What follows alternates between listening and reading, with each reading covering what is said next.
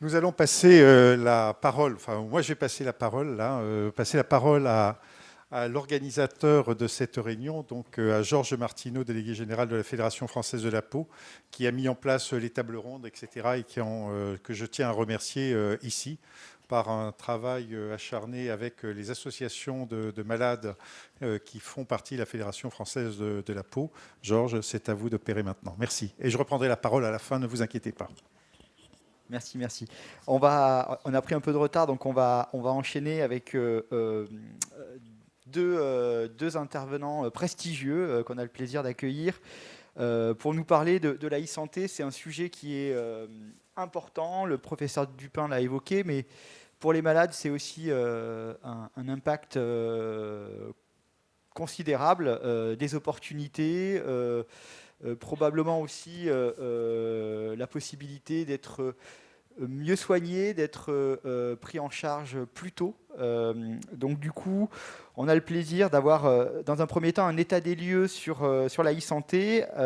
Et on a le plaisir d'accueillir le docteur Jacques Lucas, qui est président de l'Agence du numérique en santé, et qui va intervenir avec le docteur Yann-Maël Ledouarin, qui est adjoint au chef de bureau coopération et contractualisation à la Direction générale de l'offre de soins.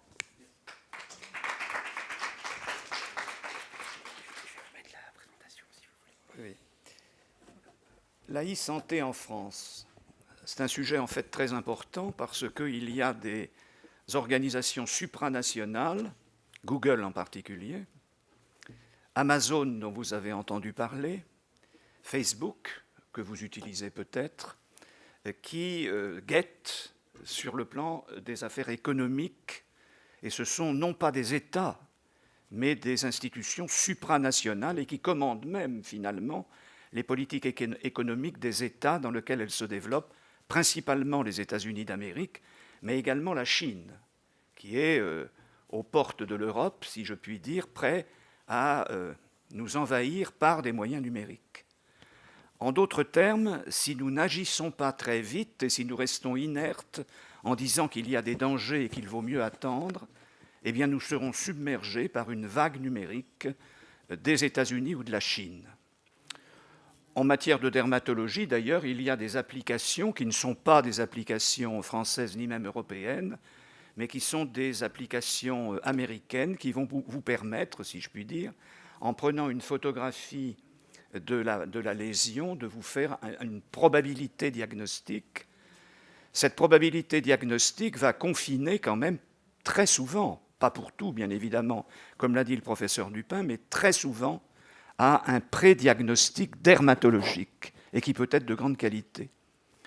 Donc il était important que la France se dote d'une gouvernance de la e-santé et ne laisse pas les choses aller. C'est ce qui a été fait très récemment, bien que ce sujet était déjà dans les dossiers ou dans les tiroirs depuis de nombreuses années. À l'occasion de la table ronde, on abordera bien sûr un certain nombre de sujets, mais on met toujours en avant les risques, alors qu'il est quand même extrêmement important de mettre en avant les bénéfices. Et qu'en matière de médecine, quelle que soit la spécialité, c'est toujours la balance bénéfice-risque, y compris d'ailleurs sur le plan thérapeutique, qui doit guider notre démarche. Il n'y a aucune thérapeutique active qui ne comporte pas éventuellement des effets secondaires qui peuvent être potentiellement graves. Mais si les effets secondaires d'une thérapeutique peuvent être graves, ne pas donner le traitement est encore plus grave, puisque la personne décède plus vite. Donc il y a actuellement une gouvernance de la e-santé en France qui est en train de se constituer. Il y a une délégation ministérielle spécifique qui est consacrée au numérique, qui s'appelle la DNS, la délégation du numérique en santé, et il y a une agence que j'ai l'honneur de présider, qui est une agence de l'État, et qui est en quelque sorte l'organe effecteur de la stratégie décidée au niveau ministériel. Alors, que fait l'agence ? Eh bien, l'agence élabore le cadre général dans lequel doit se développer le numérique en santé, qui tient compte, bien évidemment, d'aspects techniques, qui tient compte du fait que l'on traite des données personnelles de santé, que le traitement des données personnelles de santé et potentiellement attentatoire aux libertés individuelles et collectives. Et il y a donc ces référentiels qui apparaissent progressivement et qui sont actuellement constitués. Il y a un autre aspect, c'est que quand un patient se promène, si je puis dire, ou parcourt plus exactement le système de santé, il faut bien que dans sa déambulation, ce soit toujours bien le même patient qui soit identifié. J'entends par là que quand un résultat d'examen biologique ou d'examen histologique ou d'examen anatomopathologique va parvenir au dermato, il faut bien que le compte-rendu qui est adressé corresponde bien à la personne sur laquelle le prélèvement a été effectué. Donc il faut disposer d'une identité nationale, d'une identité numérique en santé, puisqu'on sait bien que de plus en plus les résultats des examens biologiques, des résultats anatomopathologiques, des résultats radiologiques sont envoyés par des moyens numériques. Donc il faut bien s'assurer que dans le cheminement numérique du résultat, eh bien, il n'a pas été affecté à une autre personne. Donc vous avez actuellement, ou vous allez avoir, une identité numérique en santé qui découle d'ailleurs de votre numéro de sécurité sociale, mais en vérifiant bien que le numéro de sécurité sociale est bien affecté à la personne chez laquelle on a fait le prélèvement, puisque vous savez qu'il peut y avoir des cartes vitales qui ne correspondent pas nécessairement à la personne qui vous la présente. Je ne vais pas m'étendre trop longuement, mais voilà l'activité de l'agence, c'est de réaliser des référentiels, c'est un mot qui est un peu compliqué, mais on les appelle comme ça, d'identifier des référentiels auxquels les opérateurs, qu'ils soient publics ou privés, les start-up qui vont créer des applications, doivent impérativement se référer pour pouvoir se développer. C'est dans ce champ-là que nous avons vu, et Yann-Maël Ledouarin va me remplacer au pupitre, que nous avons vu un essor considérable de la télémédecine et du télésoin maintenant. La télémédecine s'adresse aux professions médicales et le télésoin aux autres professions de santé, que nous avons vu se développer, alors qu'elle existe depuis de très nombreuses années. Mais l'occasion de la pandémie a permis de mettre en évidence que les téléconsultations permettaient de résoudre un certain nombre de difficultés, ou tout au moins permettaient d'orienter convenablement la personne inquiète dans le système de soins, ce qui a permis d'ailleurs de soulager les services d'urgence des hôpitaux et que les patients n'aient pas besoin d'aller dans les établissements lorsqu'ils craignaient avoir la Covid, sauf évidemment lorsqu'ils ne pouvaient plus respirer et qu'il fallait à ce moment-là les admettre en réanimation. Yann-Maël, si tu veux bien prendre la suite.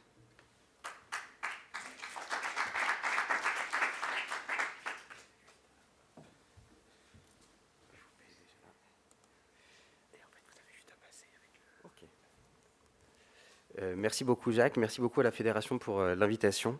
Je vais essayer également d'être bref pour laisser plus de place à l'échange, parce que je pense que c'est un sujet qui se traite plus par discussion que sur des diapositives qui font un peu court, et je m'en excuse d'avance. Juste comme l'a dit Jacques, c'est une histoire qui commence à être assez ancienne. C'est dans les fins des années 2000 que l'OMS commence à parler de télésanté et de pratique à distance.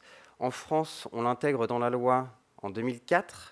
On attend jusqu'en 2010 pour sortir les décrets d'application, donc qui permettent pour la partie de télémédecine de rentrer et d'être réellement autorisé. Et à partir de là, on rentre dans une phase essentielle, nécessaire d'expérimentation qui a duré pendant 8 ans, donc de 2010 à 2018. Et à partir de 2018, là, les choses accélèrent. On a prise en charge de la téléconsultation et de la téléexpertise dans le droit commun. Donc l'assurance maladie rembourse pour les patients la téléconsultation et la téléexpertise, on y reviendra. Et 2019, on a mis quand même 2004-2019, où seules les professions médicales, donc sages-femmes, médecins, chirurgiens dentistes, étaient autorisés à pratiquer à distance.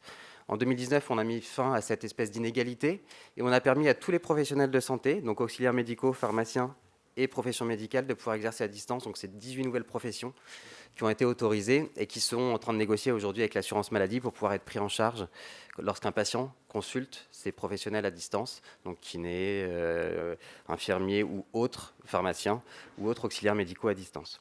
Donc tout ça pour vous dire que c'est un processus, on va dire, de e-santé qui a pris du temps, mais qui a pris un temps nécessaire, et je pense qu'on y reviendra notamment pendant les questions.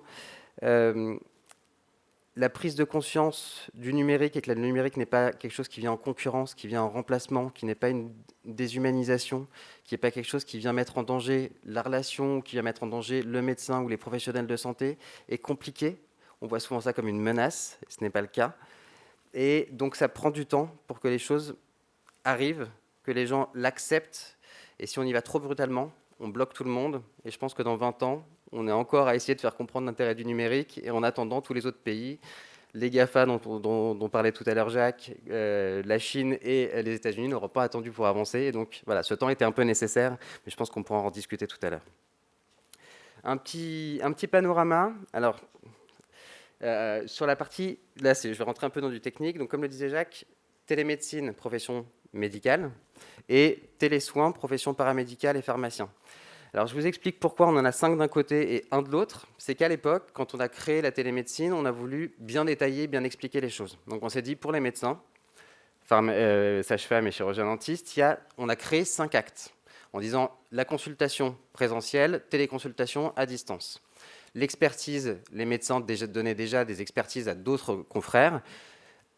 Par lettre, expertise classique ou par coup de téléphone. À distance, téléexpertise. La téléassistance, pareil, un confrère qui aide un confrère dans la réalisation d'un acte. Lors d'une opération, par exemple, d'une exérèse, là, j'aide un confrère à réaliser son acte. La télésurveillance, donc là, c'est un patient qui est à son domicile, qui a des objets connectés ou pas forcément, qui peut remplir des questionnaires lui-même. Ces données sont remontées aux professionnels de santé. Et je dis bien aux professionnels de santé, parce que c'est une décision médicale à terme, mais il y a souvent une équipe soignante qui est là, qui analyse les données. Si la donnée est anormale, les professionnels sont au courant, très rapidement, peuvent intervenir et n'attendent pas 3 mois, 6 mois, la prochaine consultation pour être en capacité d'agir. Les choses peuvent se faire beaucoup plus rapidement et ça permet d'être auprès du patient et d'adapter au jour le jour la prise en charge des patients directement à son domicile. Et donc on en a 5 d'un côté et 1 de l'autre, parce que quand on a ouvert en 2019 pour toutes les autres professions paramédicales, le choix était de se dire on a fait quelque chose qui était peut-être un peu complexe, un peu rigide en 2010. Et là, ce qu'on va faire, c'est qu'on va autoriser tout ce qui est dans les décrets de compétences de chaque professionnel de santé.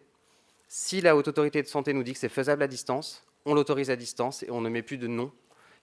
On ne met pas dans des cases, on ne met pas dans des boîtes comme on avait pu le faire à l'époque de la télémédecine. Et on autorise toutes les activités des professionnels paramédicaux et pharmaciens à distance dès que la Haute Autorité de Santé nous dit que c'est faisable techniquement. Donc ça explique un peu ce déséquilibre, mais qui n'en est pas. C'est plus une agilité d'un côté et quelque chose qui est un peu plus ancien, donc un peu plus explicatif de l'autre. Et il y a un petit problème avec la diapositive, mais c'est un petit problème avec mon logiciel, je suis désolé. Juste pour vous replacer un petit peu ça résume un peu tout ce qui a été dit. La télésanté, donc, mais j'y reviendrai, il y a beaucoup d'avantages en termes d'accès aux soins, mais pas seulement. Des pratiques de soins à distance, donc pour les professionnels médicaux, télémédecine et auxiliaires médicaux, pharmaciens, télésanté, télésoins, et tout ça est maintenant dans un espace qui s'appelle la télésanté qui est elle-même au sein du numérique. Je pense qu'on en reparlera pendant la table ronde. Le numérique a beaucoup de sous-parties, et la télésanté est une sous-partie de la e-santé, du numérique en santé. Pour vous dire que la prise en charge par l'assurance maladie évolue en permanence. C'est-à-dire que pour qu'on puisse s'adapter aux pratiques et ne pas bousculer trop et y aller, et s'adapter au rythme nécessaire à la fois des professionnels et des patients, il y a des négociations qui se font un peu au fil de l'eau avec l'assurance maladie et les syndicats pour pouvoir ouvrir au fur et à mesure les prises en charge et à rembourser. Et des petits chiffres, juste pour vous dire, en 2019, donc avant la crise, on était à peu près à 10 000 téléconsultations par mois. Sur l'année 2020, on a 18 millions de téléconsultations qui ont été réalisées. Cette année, on sera aux alentours a priori de 14 millions, 15 millions, fin d'année 2021. Donc forcément, pendant la crise, notamment le premier confinement, explosion des téléconsultations, mais on n'a pas de retour à la normale, à l'avant-crise. Voilà, il y a eu une prise de conscience pendant la crise que la téléconsultation pouvait apporter des choses, et ça n'est pas revenu à l'état de base. Et c'est plutôt une bonne chose, pas pour nous. Pas, le ministère, on n'a pas de chiffres, on ne se dit pas, tiens, il faut absolument qu'il y ait tant de consultations à la fin de l'année. Mais ça veut dire que s'il y a des téléconsultations qui se maintiennent, ça veut dire qu'il y a une offre sur le territoire qui se maintient pour les patients. Et c'est ça, nous, qui nous intéresse. C'est que l'offre, que le patient puisse accéder, peu importe où il soit sur le territoire, à cette possibilité. Et je pense que je n'irai peut-être pas sur le détail des diapositives d'après pour qu'on ait le temps de la discussion. Au niveau sur des bénéfices, il y a des bénéfices à la fois pour les professionnels et pour les patients. Pour les professionnels, c'est d'abord, nous, ce qu'on essaie de faire avec notamment l'ANS et avec Jacques Lucas, c'est de s'assurer que cette prise en charge, elle soit sécurisée, que ce soit exactement la même prise en charge qu'un cabinet. La télémédecine ne doit pas être, n'est pas une sous-médecine, une sous-façon de fonctionner, et elle n'est pas là juste pour se dire, bon allez, on n'a pas le choix, il n'y a pas de médecin à tel endroit, donc on fait de la médecine dégradée. Ce n'est pas une médecine dégradée, on fait de la téléconsultation pour avoir la même qualité de prise en charge. Et si ce n'est pas possible, on ne fait pas de téléconsultation, on voit le patient en présentiel. Et ça, il faut que ça soit très clair, ce n'est pas de la sous-médecine. C'est une façon différente de faire, et d'ailleurs, ça prendra un peu de temps pour que les professionnels et les patients apprennent à trouver les façons de faire pour conserver la même pertinence à distance qu'en présentiel. Ça demande des adaptations, mais des adaptations naturelles qui vont se trouver. Donc un suivi de qualité avec des praticiens que les patients connaissent, parce que la téléconsultation, en tout cas telle qu'elle est remboursée aujourd'hui, c'est avec un professionnel qu'on connaît, c'est dans le parcours de soins. Il ne s'agit pas, quand on est à Lille, de téléconsulter un médecin à Marseille qu'on n'a jamais vu, qu'on ne verra jamais. Alors ça peut arriver dans certains cas très particuliers, parce qu'il n'y a pas d'accès, il n'y a pas d'offre sur le territoire et qu'on est en urgence, certes, mais la téléconsultation, la plupart du temps, et même toute la télésanté, se fait dans le cadre du parcours avec des médecins et des professionnels de santé qu'on connaît. Un accès plus direct à son professionnel de santé, parce que forcément, ça réduit les distances. Ça permet de pouvoir s'adapter beaucoup plus rapidement. Ça évite des transports. Pour des patients fragiles, ça évite des déplacements, des sorties. Pour des patients en EHPAD, des patients en institution, par exemple. Ça permet de les maintenir dans leur milieu et de leur donner accès. Donc ça simplifie l'accès. Et même, d'ailleurs, pour n'importe quel patient, ça simplifie les choses. Je ne sais pas qui d'entre vous a déjà fait des consultations, des téléconsultations, mais en général, ça permet d'accélérer. Mais il y a d'autres intérêts sur lesquels je reviendrai un petit peu tout à l'heure assez rapidement. Et pour les professionnels, c'est une façon différente de faire, de retrouver du soin. Souvent, les professionnels en téléconsultation s'aperçoivent qu'ils posent beaucoup plus de questions à leurs patients. Forcément, ils perdent leurs repères, les repères physiques, les repères tactiles qu'on a en cabinet, les habitudes. Donc, on fait beaucoup plus attention, en fait, au colloque singulier. On s'intéresse de nouveau. Je caricature volontairement en disant ça, mais au patient qui est en face, parce qu'on n'a plus nos repères habituels, donc on est obligé de faire très attention à l'écoute, à ce que dit le patient, au non-verbal, à son attitude, à ce qu'il dit. Et donc on se replonge dans ce relationnel que parfois en cabinet, pour l'avoir vécu, pour l'avoir fait, je le sais, parfois, voilà, au fur et à mesure de la journée, on a nos habitudes, on a nos automatismes, le patient rentre, on fait ça, on enchaîne avec ça, etc. Et parfois, voilà, la téléconsultation, on perd nos repères, donc on est obligé et donc ça renforce le lien, ça renforce l'attention. Et c'est pas, voilà, je dis ça, c'est pas des critiques du tout ou quoi que ce soit, c'est un constat en tout cas de ce qui se passe aujourd'hui. La prise en charge adaptée aux besoins des patients, c'est le fait de dire que grâce au numérique, à la téléconsultation, à la téléexpertise, le médecin a une palette d'outils, même au présentiel, à l'hospitalisation, a une palette d'outils à disposition qui lui permet de répondre avec la bonne solution au bon patient. Il a besoin de voir son patient, présentiel, téléconsultation. Il a besoin très rapidement d'avoir un avis. Maintenant, avec la téléexpertise, il peut avoir l'avis très rapidement dans les quelques heures, quelques jours, en fonction des organisations. Ça permet d'accélérer la prise de décision. On parlait tout à l'heure de traitement. Les meilleurs traitements du monde sont géniaux. Si on n'a pas l'accès aux soins, si on n'a pas la bonne expertise, si on n'a pas la bonne prescription et la bonne indication, ce traitement restera dans un placard et le patient ne l'aura jamais. Et la téléexpertise, la meilleure coordination des professionnels permet justement d'améliorer ça, d'améliorer la prise de décision, d'améliorer la décision, et donc l'accès au traitement. Et ces traitements, voilà, seuls ne serviront pas. Ça peut permettre aussi, on parlait tout à l'heure de télésurveillance, donc le suivi à la maison des patients. On a montré, il y a des études, notamment dans le cancer du poumon, qui montrent qu'une télésurveillance, donc une surveillance des patients en rémission d'un premier cancer du poumon, le fait de les suivre à la maison grâce à des questionnaires assez simples, permet de diminuer la mortalité, la morbimortale de 30%. On fait mieux avec un suivi à distance parce qu'on s'intéresse au quotidien, au patient, à ce qu'il ressent, est-ce qu'il perd du poids, est-ce qu'il est fatigué, est-ce qu'il mange bien, etc. Simplement en suivant ça tous les jours, on arrive à faire baisser la morbimortale de 30%. Parce qu'on arrive à voir les décompensations, les risques de rechute très rapidement, Donc d'avoir l'examen complémentaire au bon moment et le traitement qui commence au bon moment. On fait aussi bien qu'un traitement à distance. Voilà, c'est ce genre de choses-là qu'on pourra avoir à terme. Et donc une coordination, souvent les professionnels, grâce au numérique, en fait, contrairement à ce qu'on pense, apprennent à se reparler. Parce que pour mettre en place une organisation de numérique, il faut avoir un projet de soins, il faut savoir qui contacter, comment, à quel moment, et souvent il faut repasser par une étape de « je parle ». Et donc on se remet à discuter avec des professionnels qu'on croisait parfois par lettre, ou qu'on croisait de temps en temps, mais à qui on ne parlait plus réellement, et là on rediscute avec eux, on se repose, c'est quoi notre projet de soins, c'est quoi ce qu'on veut faire avec la télésanté. Et donc on redécouvre, on retisse du lien entre professionnels et de la coordination. Je vais passer très rapidement parce que c'est un peu ce que j'ai dit.